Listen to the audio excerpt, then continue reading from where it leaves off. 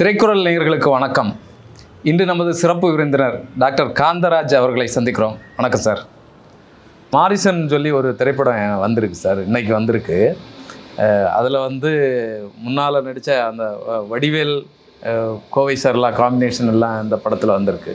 இப்போ சமீபத்தில் தான் சேகர் அப்படிங்கிற ஒரு இயக்குனர், உங்களுக்கு தெரியும், குடும்ப படங்கள்லாம் ஆமாம், அவர் இந்த பழைய நினைவுகளை பகிரும்போது என்ன சொல்லியிருக்கிறாருன்னா, வடிவேலும் கோவை சரளாவும் ஒரே ரூமில் தான் தங்கியிருந்தாங்க, 2 ரூம் எங்களுக்காக ஏன் எடுக்கிறீங்க, 1 ரூம் போதும் அப்படின்னு சொல்லி சொன்னாங்க.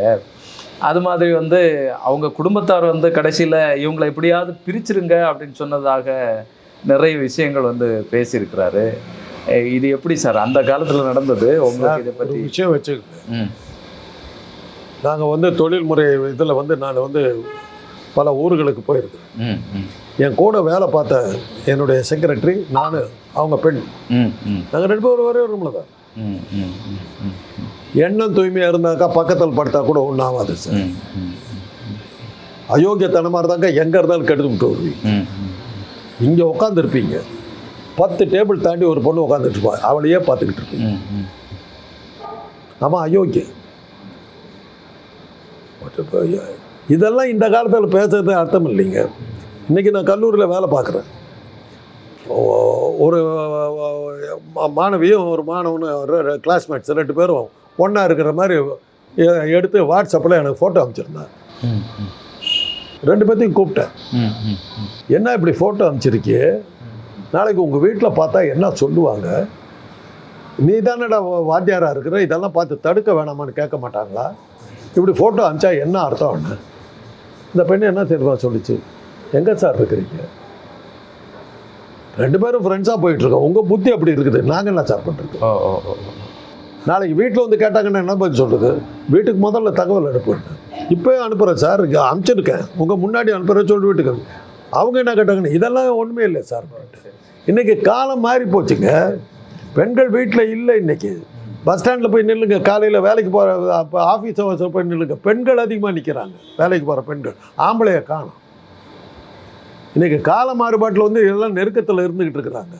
ஒன்றும் நீங்கள் இதெல்லாம் இன்றைக்கி இந்த காலத்தில் இந்த பேச்செல்லாம் பேசுறதுலாம் அர்த்தம் இல்லை. காலம் மாறி போச்சு.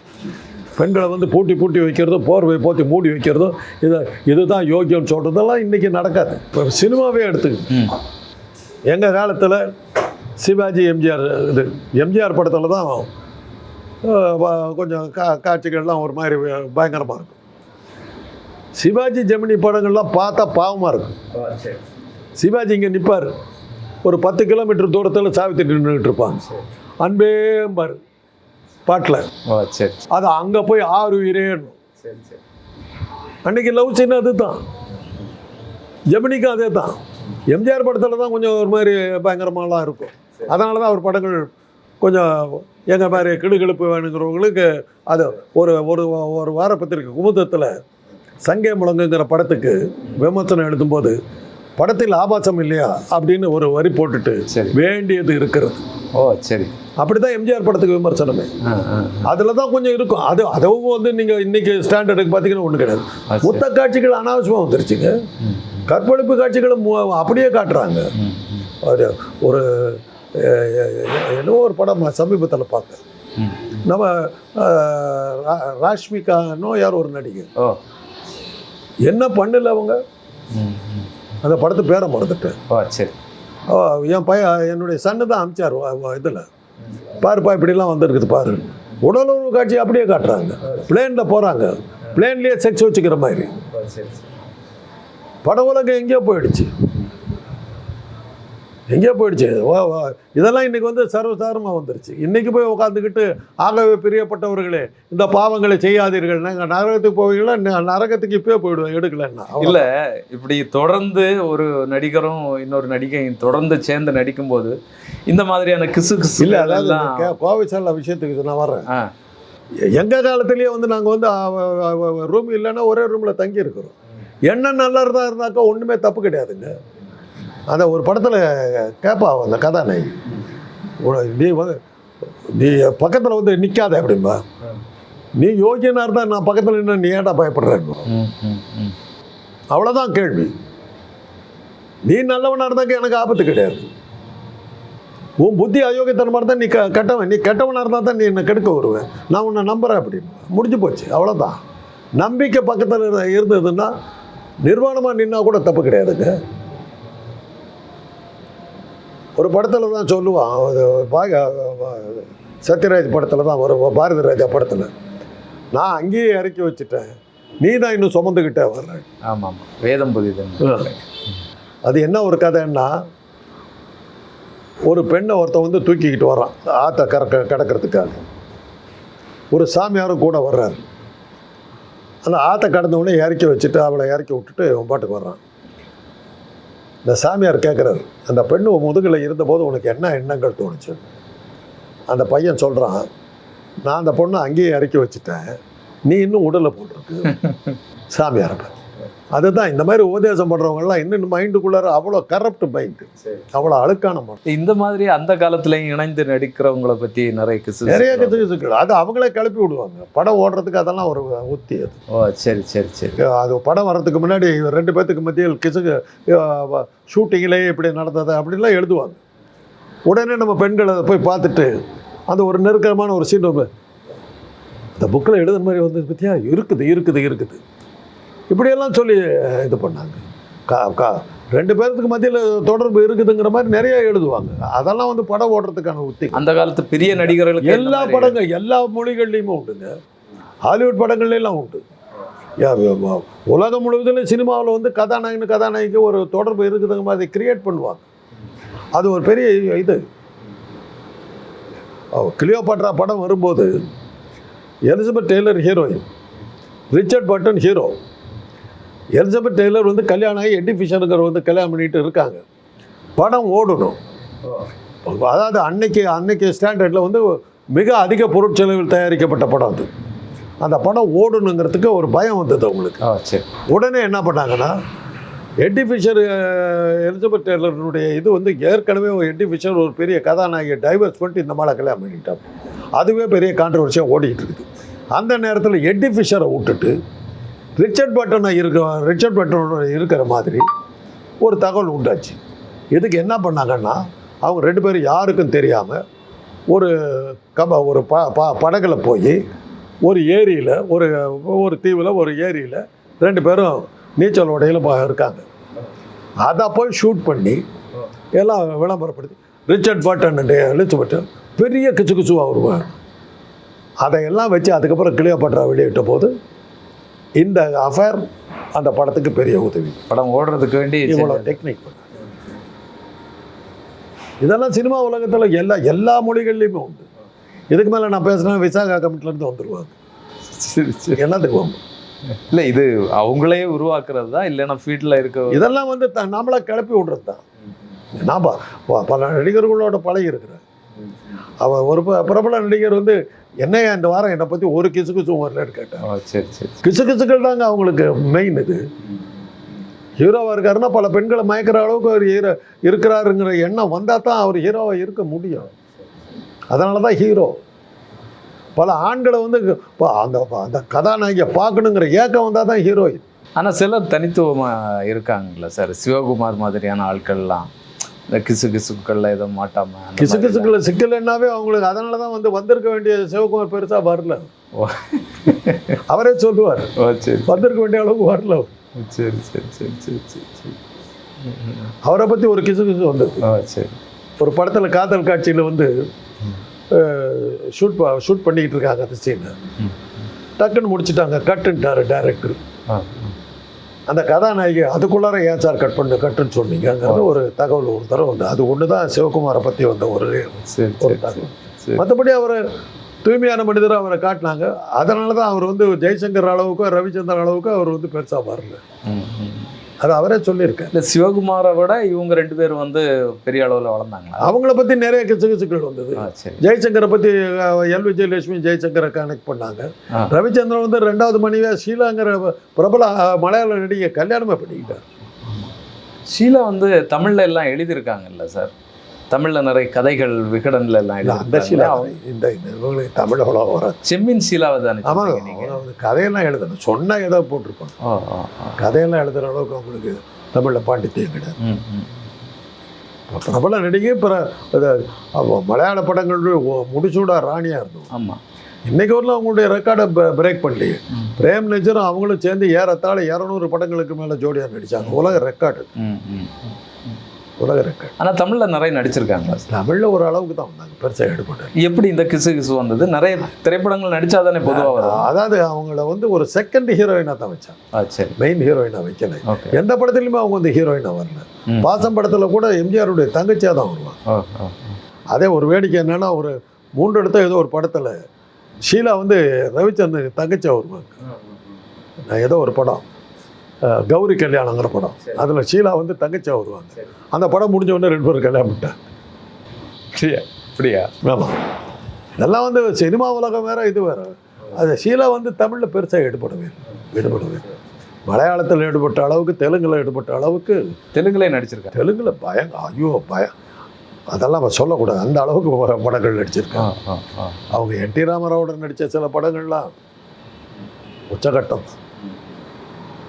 அந்த அளவுக்கு. இப்போ சிவகுமார் அவர்களை பற்றி பேசும்போது, அவருடைய மகன் சூர்யா, நடிகர் சூர்யா வந்து அங்கே மும்பையில் போய் செட்டில் ஆக போனான்னு சொன்னாங்க. ஜோதிகா தான் வந்து நீ இந்தி படங்களில் நடித்து பிரபலாகும் அப்படின்னு சொல்லி அழைச்சிட்டு போகிறதா சொன்னாங்க. இதில் ஒரு கான்ட்ரவர்சி உருவாச்சு சார். இப்போ அவங்க ஜோதிகா அவர்களும் அங்கே இருக்கக்கூடிய அந்த ஓடிடி சீரீஸில் எல்லாம் நடிச்சிட்ருக்காங்க. அப்போ தமிழ் திரைப்பட உலகத்தை பற்றி இது ஆணாதிக்கம் பிடிச்ச ஒரு திரையுலகமாக இருக்குது. அது மட்டும் இல்லை, இங்கே இருக்கக்கூடிய நடிகர்கள் வந்து புகைப்பிடிக்கிறது, தண்ணி அடிக்கிறது, இதெல்லாம் ரொம்ப சர்வசாதாரணமாக பண்ணுறாங்க அப்படின்னு சொல்லி ஒரு பேட்டியில் வந்து சொல்லியிருக்காங்க. இப்போ வந்து கருப்பு திரைப்படத்தினுடைய டீசர் வெளியாக இருக்குது, சூர்யா நடிக்கக்கூடியது. அதில் வந்து சுருட்டு இழுத்துட்டு வர்றாரு சூர்யா. இது வந்து இப்போ பெரிய ஒரு கான்ட்ரவர்சியாக தமிழ் ரசிகர்கள் வந்து ஜோதிகாவுக்கு எதிராக இது பண்ணிகிட்டு இருக்காங்க. ஏற்கனவே வந்து இந்த ரெட்ரோ திரைப்படம் எல்லாம் வரும்போது வந்து சூர்யா அவர்களுடைய திரைப்படத்தை ஓட விடக்கூடாது அப்படின்னு சொல்லி நிறைய பிரச்சனைகள் உலவிச்சதாக வந்து பேச்சு அடிபட்டது சார். இதை எப்படி பார்க்குறீங்க? சமீப காலமாக நான் பார்க்குறேன், சூர்யாவை பற்றியும் சிவகுமார் குடும்பத்தை பற்றியும் உங்களை பற்றி எவ்வளோ டேமேஜிங்காக எழுத முடியுமோ அவ்வளோ டேமேஜிங்காக எழுதுறீங்க. அது என்னன்னு தெரியல, அவங்க என்ன பண்ணாங்கன்னு தெரியல. என்னுடைய அனுபவத்தில் மாணவர்களுடைய கல்விக்காக அவங்க பண்ணுற அளவுக்கு யாரும் பண்ணலை. பலாயிரக்கணக்கான மாணவர்களை அவங்க படிக்க வச்சுக்கிட்டு இருக்காங்க. அவங்கள வந்து எவ்வளோ கேவலப்படுத்த முடியும் அவ்வளோ கேவலப்படுத்தி செய்திகள் போட்டுருங்க. என்னன்னு புரியல, அது எதனால் சொல்கிறீங்கன்னு தெரியல. இப்போ சமீப காலமாக கமல் வந்து திமுகவுடைய கூட்டணியில் சேர்ந்ததை உடனே கமலை பற்றி எவ்வளோ கேவலம் உண்டோ அவ்வளோ போட்டுக்கிட்டு வரீங்க. ஆக இந்த மீடியாக்கள் பூராவே திராவிட இயக்கத்துக்கு எதிராக எழுதுறதுக்காக பல பேர்களை, கொஞ்சம் திராவிட இயக்கத்தோடு சேர்ந்தவங்களாக இருந்தாங்கன்னா அவங்களெல்லாம் கேவலப்படுத்தி என்னென்ன பண்ண முடியுமோ அதெல்லாம் பண்ணிட்டு வர்றீங்க. அந்த மாதிரி பலி வாங்கப்பட்டவர்களில் சிவகுமார் குடும்பமும் ஒன்றாங்கிறது எனக்கு ஒரு சந்தேகம். இப்போ என்னை பற்றி வரும் அந்த ஒரு கூட்டம் இருக்குது, அவங்க சங்கி கூட்டம், இன்னும் சாவலி ஆடா, நாசமாக போகிறவனே, ஐயோ பல பெண்களை கெடுத்தவனே, காமாந்தக்காரனே அப்படின்னு ஒரு நல்லா கேட்டுக்கோ. பாரத ரத்னா பத்மபூஷன் மாதிரி நினச்சிக்கிட்டு வாடா உனக்காக தான்டா பேசிக்கிட்டே இருக்கு. ஆனால் என்னன்னா அவங்க மேலே எனக்கு ஒரு அபிமானம். விடாமல் என்னுடைய இதை பதிவுகளை பார்ப்பாங்க. சரி, என்னுடைய ஆதரவாளர்கள் பார்க்குறாங்களே, இவன் டெஃபினட்டாக பார்ப்பான். அவன் தான் எனக்கு வாழ்வு கொடுக்குறவன். சரி, பார்த்துட்டு உடனே என்னை பற்றி உடனே எழுதிடுவான். ஒரு இருக்கானுங்க ஒரு சட்டு, அதில் ஒரு சந்தோஷம், எனக்கு ஒரு சந்தோஷம். அவன் வைத்தறிச்சலை கிளப்புறது எனக்கு ஒரு குஷி. இதில் என்ன வன்மம் சார்? இப்போ ஜோதிகா அவர்கள் வந்து ஒரு மருத்துவமனை பார்க்குறாங்க, இங்கே வந்து சேர் இல்லை, நல்ல இருக்கைகள் இல்லை, வசதிகள் இல்லை, இதெல்லாம் செய்யுங்கன்னு சொல்லி சமூக வலைதளங்களில் எழுதுகிறாங்க. பள்ளிக்கூடங்களுக்கு உதவி பண்ணுங்கன்னு சொல்கிறாங்க. கோயில் கட்டுறதை விட இந்த மாதிரி வேலைகளை அவங்களுக்கு எதிராக ஒரு தீவிரமான இது வந்து அதில் தான் அவங்க மாட்டுறது. இதை சொல்கிறவங்க பாரதியார் வந்து சிலையை உடைச்சி போடணும்.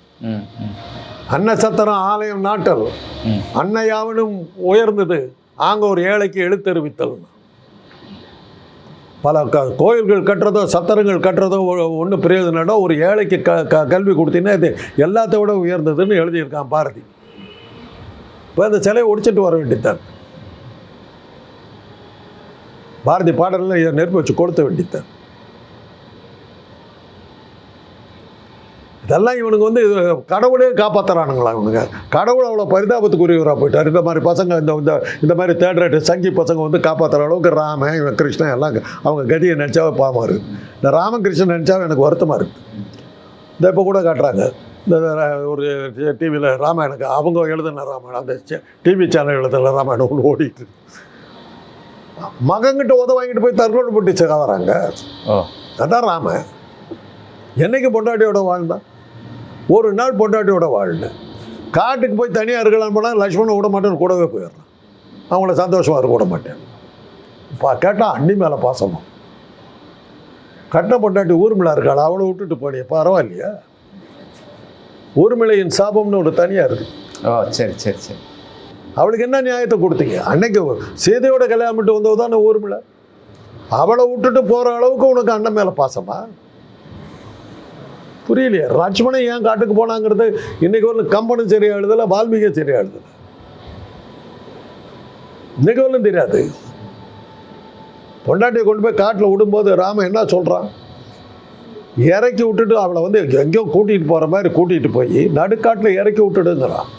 உத்தரகாட்டத்தில். சரி சரி.